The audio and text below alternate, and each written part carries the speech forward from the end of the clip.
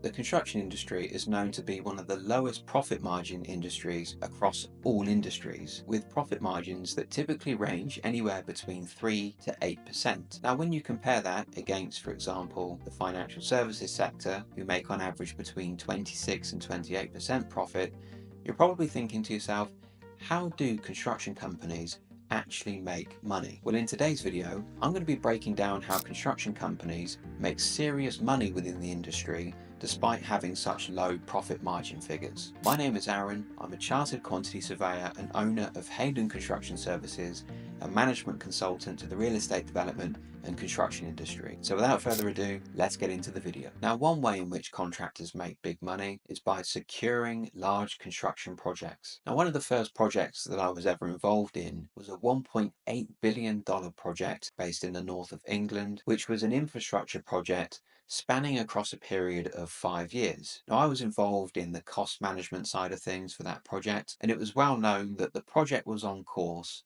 to make a 2% profit margin. Now, you're probably thinking, well, that's extremely low. Why would you work for a 2% profit margin? Well, let's go back to the figure that I quoted earlier, $1.8 billion. Now, $1.8 billion at a profit margin of 2% worked out to be around about $36 million profit over a period of 5 years for the contractor. Now, that is extremely low. It is on the lower profit margin side of things for contractors, but bearing in mind that many multinational construction companies, such as the company that I was working for, run many projects simultaneously. And so they're not just making 2% on one project, they're also working on maybe 5, 10, 15 other construction projects, making anywhere between 2, 5, 8%. And some of the other projects that this company was involved in at the time were also valued at around $1 billion to $1.5 billion.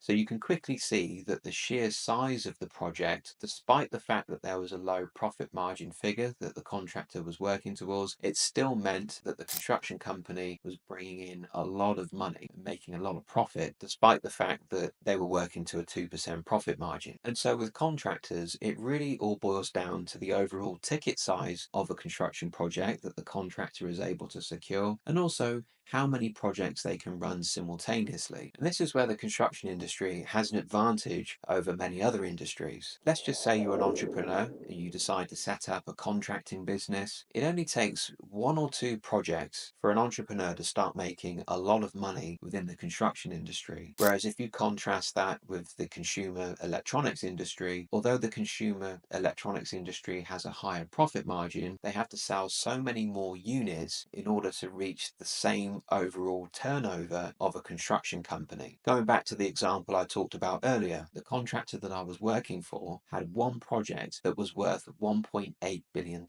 Think about how many units a consumer electronics business would have to sell in order to meet that same revenue turnover. And so for the entrepreneur who is entering into the construction industry, they only need to secure one or maybe two projects for them to start gaining some traction and making a lot of money in the industry, securing bigger projects with every job that they bid on. Now, this leads me to the next point. Contractors make money at the bid stage. Now, in the construction industry, contractors either make money or lose money at the bidding stage of a construction project. So I would argue that the tendering and estimating stage, the bidding stage of a construction project, is probably the most important stage of a project for a contractor. Now, if a contractor bids the job too low and they end up securing that project without having any contingency built into their rates, they can very quickly find themselves in financial difficulty further on into the project if they're presented with unexpected events and circumstances that begin to result in change orders and variations. Now, the best contractors that I work with who are making a lot of money within the industry are those contractors that understand risk and are building enough risk contingency into their rates and their bids to cover any adverse scenarios that may present themselves further into the project. They also ensure that the full scope of works has been captured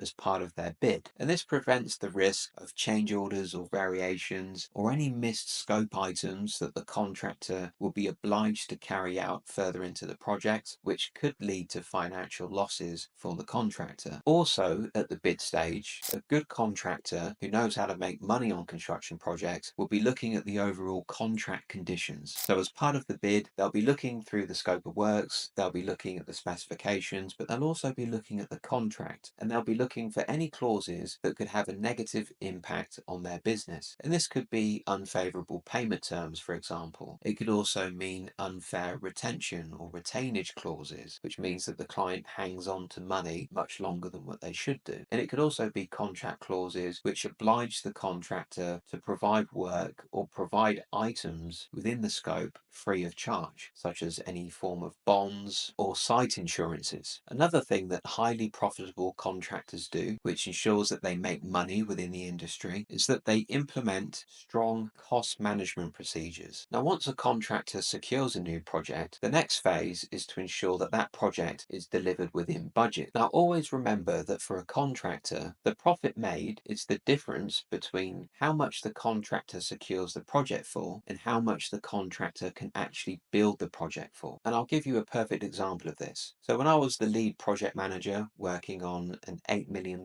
project on behalf of a contractor client of mine, although our overall bid and lump sum contract was for $8 million, I was actually able to build that project on behalf of my client for around about $6.5 million, which meant that my client got paid $8 million by the client, but I built the project for $6.5 million, meaning that I generated a $1.5 million profit for my client, which was there or thereabouts a 17% profit margin. I was able to produce such a high profit margin simply by implementing sound cost management. And what this did is it enabled me to set budgets for each stage of the work, so that when I went out to procure subcontractors for the project, it meant that I was fully aware of my budget for each stage of the work, enabling me to really negotiate and drive a good bargain with the subcontractors that I was hiring onto my project. And the main tool that I use for keeping track of costs is the cost value reconciliation, otherwise known as CVR reporting. And this enables me to track the overall project spending, i.e. the actual cost of delivering the project, against our overall budget for the project. In other words, I'm tracking the costs against the fixed price lump sum that has been agreed with the client. And this enables me to flag up which areas of the project that we're either making money on or losing money on. And it enables me to take preventative measures and troubleshoot any potential problems that may come up that is leading to financial loss. And so breaking up the project into various different works packages is the best way to develop a good CVR report. So let me explain how this would typically work. Let's just say, for example, I'm a contractor, I've bidded on a project, I've secured the project, and I've broken up the project into different phases across various different subcontractor packages, and I've allowed myself, say, a 200 grand to cover the groundworks of that project. What I would typically do is I would shave 20% off of that 200 grand budget, leaving me with an overall budget for procuring a contractor of around about 165 grand, give or take. And so what that enables me to do is go out to the market and tender for maybe between 4 and 5 different subcontractors who are specialized in the area of groundworks. And I know that if I can negotiate and drive a hard bargain with a groundworks contractor and secure a bid with that subcontractor for around 167k, I know that I'm making a 20% margin on that particular works package. Now, it doesn't always work that way, but it's just really good practice to shave off a little bit of your budget, because it puts you in the mindset of forcing you to negotiate with your subcontractors to ensure that you're meeting your revised budget targets. And as I said, if you can procure subcontractors for less than your budget, then this is where you're going to be making profit across your project. And obviously, the CVR is a working document. It's something that should be updated on a regular basis. I tend to look at it on a weekly basis because I like to preempt any potential unexpected costs that may need to be accounted for, so that I can track those costs against our overall budget. And the final way that contractors make a lot of money within the industry is through pricing new change orders. The construction industry often operates on what's known as a fixed price lump sum contract. And that means that as a contractor, if you're bidding on a construction project and you're successful in securing that project, your final price that you bidded the job for tends to be fixed and final. So say, for example, if you're building, I don't know, 25-unit apartment scheme and you bid the job for say $20 million and you secure the project for $20 million, it means that your price is fixed and final until the end of the project. However, if the client decides to change any design or any contract conditions related to the project, and those changes are going to result in additional costs, it means that you as the contractor has the contractual right to price those changes and have a change order issued to you for you to complete those works. And so change orders for a contractor are almost a little bit similar to going out to tender for new construction work. It means that the client will have to issue you as the contractor more design information, more scope information. Essentially, you'll need more details for you to be able to price the additional work. And once you have all of that information and you price that additional work and you agree the overall cost with your client, the client will sign off the change order, and the value of that change order will then be incorporated into your contract. And so let me just talk you through an example. Going back to groundworks again, let's just say that you're working on a project and the client decides to change some of the design details in the groundwork. And so they no longer want strip foundations.